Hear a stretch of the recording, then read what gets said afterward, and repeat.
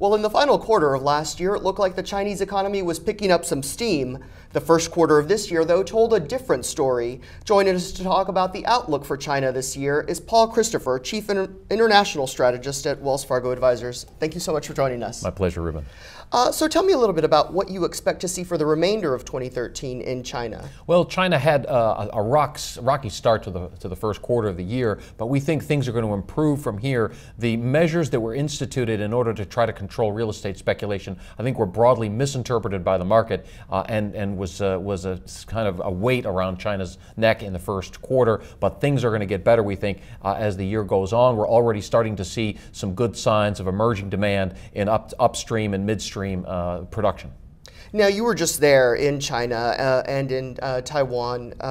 What were you seeing, particularly in China, in terms of domestic demand?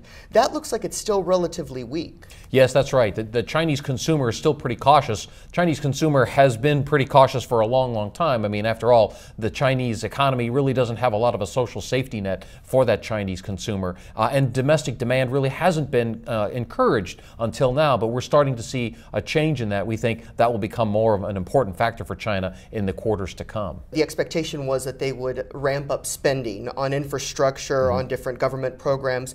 But it looks, at least in the first quarter of this year, that they're pulling back a little bit on that.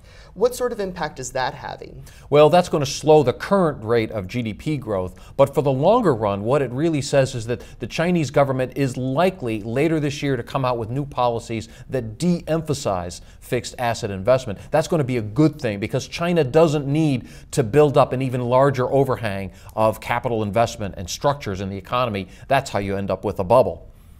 As we look ahead to 2014, you say that a lot of pessimism there is misplaced. Explain that a little bit. Well, we think that there's been a lot of news in this country in particular, stories with the magazine covers of empty Chinese office buildings and apartment buildings and malls, and people wonder, my goodness, isn't this just like the United States 10 years ago? In fact, it's really quite different for a number of reasons. The main reason is that China's in the middle of a massive migration, hundreds of millions of people from the countryside into the cities. You have to build the stuff first. Otherwise, when the people get there, there's nowhere to live. The problem will be for China if it continues with this sort of building just to build.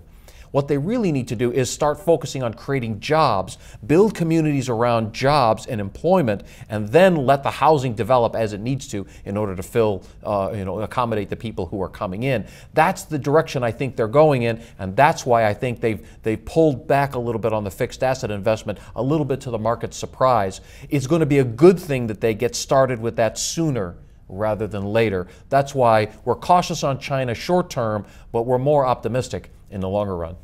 And in the overall region, I mean, you were in several countries in the region. Where do you see the most opportunity for U.S. investors as they start to look abroad and try and maybe diversify their portfolios a little bit more? Which of those countries do you think has the most opportunities for investors? Well, most of our clients are people with long-term goals, retirement. And for them, really the best approach is to take a broadly diversified allocation or exposure that includes China, Taiwan, and South Korea for the longer run. But for people with a shorter sort of focus, it's probably going to be the case that this year gives us a little bit of a boost into the second half of the year. After all, we got started with a very pessimistic view to begin the year, but we think that the second half of the year will be good for Taiwan and Korea, probably in that order, and then China third.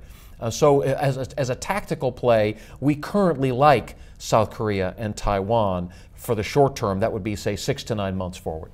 Paul, thank you so much for joining us. My pleasure.